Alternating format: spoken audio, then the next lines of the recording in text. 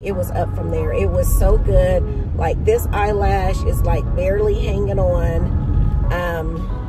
This one is right, not too far behind it. Good morning, love bugs. It is Sunday, September the 12th, and we just finished up Sunday school and are getting ready for morning service. And I thought I would start the vlog off. So, are you ready to get into it? I know I am. Let's discuss. Just hanging out with Logan.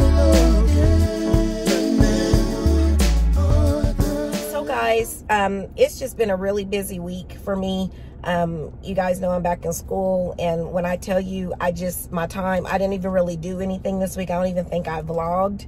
And before I get into all that, how's everybody doing? I hope everybody's doing okay, that this finds you and yours happy, healthy, and blessed, and that all is well. We're getting ready to go in for Sunday morning service, but I wanted to at least start the vlog off. September 11th was on yesterday, and I kind of wanted to talk about, just kind of reminisce on that a little bit, along with a few other things. But right now, we're getting ready to go into Sunday morning worship. I'm going to try to bring y'all in with me, but y'all know it be so good. I be getting so caught up that I be forgetting.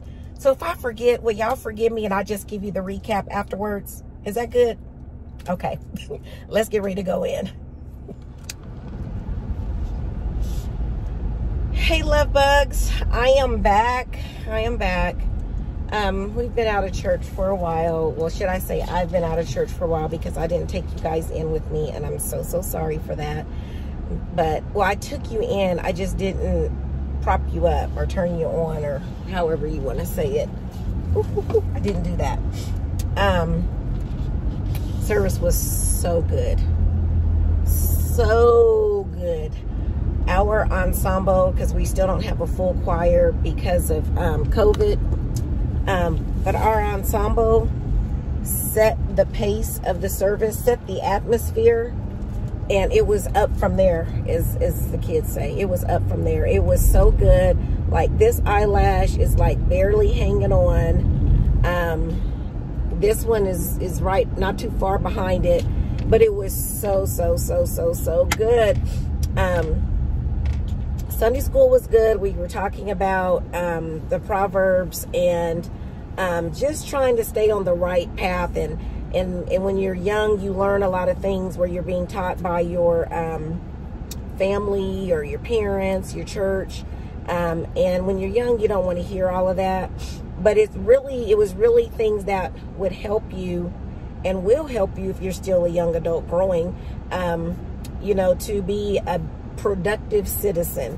The goal for any parent with their kids, that if they really love their kids and they really are being a parent, they want their child to become a productive citizen, because we already have enough non-productive citizens in the world. We want you to be a productive citizen and walk in what God has called you to do and called you to be. And it's all good. God never called any of us to be in a bad place or to stay in it. Now, don't get me wrong, we're going to go through stuff, but God is going to be there while you're going through it to help you get through it, because it's a part of your plan, you know, for those things to happen. So, started with Sunday school, and like I said, our ensemble ushered in the spirit, and then our pastor got up and preached, and oh my Lord, he talked about the Joshua and Jacob. I hope I got that right in my head. When they went to go check and they saw the giants, and so our pastor was talking about the grapes, and not to focus on the giants, but to focus on the grapes, and that the giants cause problems, but the grapes, the big grapes that they carried out, that it took 2 grown men to carry out, is the promise. And so one of the things that my pastor said that just about took me out, along with everything else, is he was saying that the grapes are on our property. We are the owner of the grapes. The grapes are growing on our property, and it's tragic that we are allowing the giants to intimidate us about our grapes, our metaphoric grapes, you know, that's on our property that we have control over. Like, we're letting that problem manipulate us and keep us off track and keep us all disheveled about something that we already possess or we already have ownership of. It's preventing us from exercising our right as the owner. And so it was just so good. It was so good. I've been telling you guys for weeks that God has been giving me clarity on some things, and he just continues to keep doing it. And I'm just so thankful that I have a willingness to hear what he's saying and a willingness to apply what it is that he's telling me that I need to do as it pertains to some things. And I'll eventually share that with you guys when the time is right. But it's just all confirmation, and I'm just so thankful that God cares enough about me to send me confirmation, to let me know, you know, what I'm doing, what I shouldn't be doing, you know. And I just love him for that. I love him. Love God.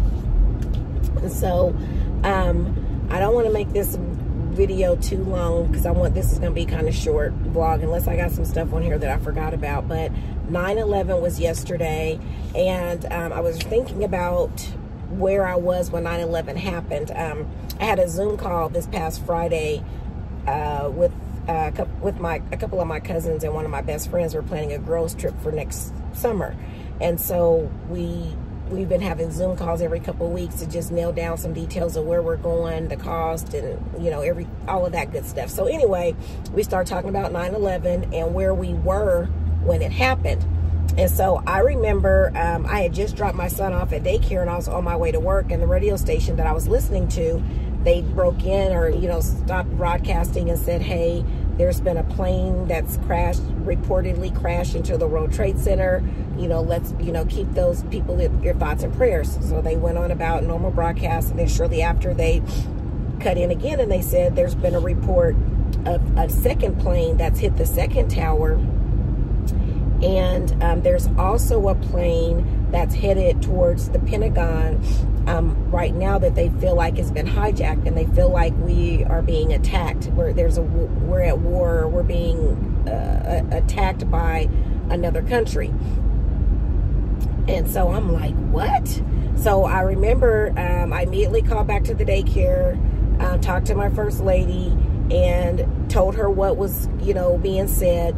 And she was like, let me turn the TV on. She always kept a little TV in her office, so she turned the TV on, and she's like, oh my Lord, we gotta pray. We've gotta pray. So now I'm freaking out. Like, do I need to come to the daycare and pick up my babies? Because well, my daughter was at school, so I was like, do I need to go to the daycare, pick up my son, and then go to the school and pick up my daughter? Because we're in war and we're being attacked. I don't, you know, who knows what's going on. And so I remember my first lady settled me down. She was like, oh no, baby, we're fine. It's going to be fine. We just need to pray. You know, it's going to all come out, but I feel at peace about the daycare. Everything's fine. So I left him there, and then I just remembered the immediate sadness when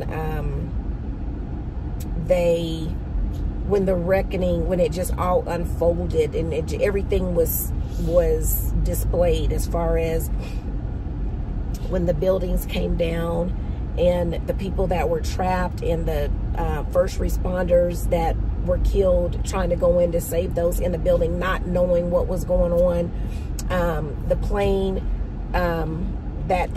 some people say it was shot down. Some people say that they crashed, that the people crashed because they couldn't get to the Pentagon. But just thinking about those people that were on board, the ones who tried to fight to save, just all of the stories, you know. And it's now 20 years later, and there are kids that never got to meet a parent or a grandparent because they died in that terrorist attack. And then I thought about how we changed as a society. That, you know, it used to be you could take your loved one to the airport, go and watch the plane, wave to them as the plane was taking off. You know, you got to walk them all the way to the plane, basically. That all had to change. You know, TSA, now you got to almost be strip searched to get on, you know, a plane now. I thought about how it affected our economy. And then most importantly, the war that went on for 20 years that Biden just ended. And there's a lot of controversy, and we've already talked about that. But it started the Afghanistan war. And the many lives that were lost. There were more so, if I remember, I researched this for a project for school.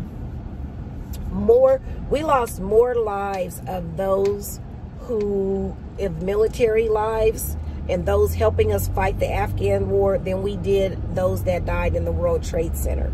And it cost us like billions of dollars. I used to know it off the top of my head because I recently had to do a paper on it for school. But it's like, and then you kind of think, is it worth it? So we just, was it worth it? And it depends on who you ask. They'll say yes, some will say no. But 9/11 definitely is one of those things that shifted the atmosphere as the world that we know it today. I know I remember it changing a lot of things that I became accustomed to. And so we just want to keep those who were involved. I'm going to pull over for a second, guys. We want to keep those that families that had lost loved ones on 9/11 or any result from 9/11, you know, from because you have people who may have survived, but they still suffered long-term problems and later died from those issues. And then we want to pray for those families who had militaries that went over to help fight the war, you know, our retaliation against Afghanistan for what they did to us. We want to keep them in prayer. It's just always a sad time. And I just remembered when we were on the phone talking about it, it still just felt heavy. And even when I was watching some of the news stories leading up to 9/11, you know, I cried all over again because I felt that pain and that hurt. I just remember the sadness of it all. And then just to think it's 20 years later when really it doesn't feel like it's 20 years. Like it still feels like it just happened in some ways. So anyway, share with me in the comments if you want to share where you were on 9/11 and what your memories are of how life was before 9/11 happened and then after 9/11. And, you know, just what are your thoughts about where we are today, you know, 20 years later with our fight against terrorism and all of that stuff. So anyway, if it's your first time watching, welcome. Glad to have you. If it's not your first time, welcome back. How have you been?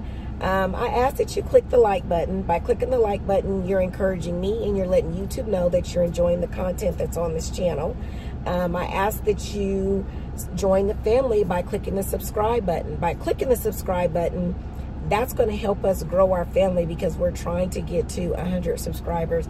And I don't know, by the time this video posts, we might already be there. I don't know.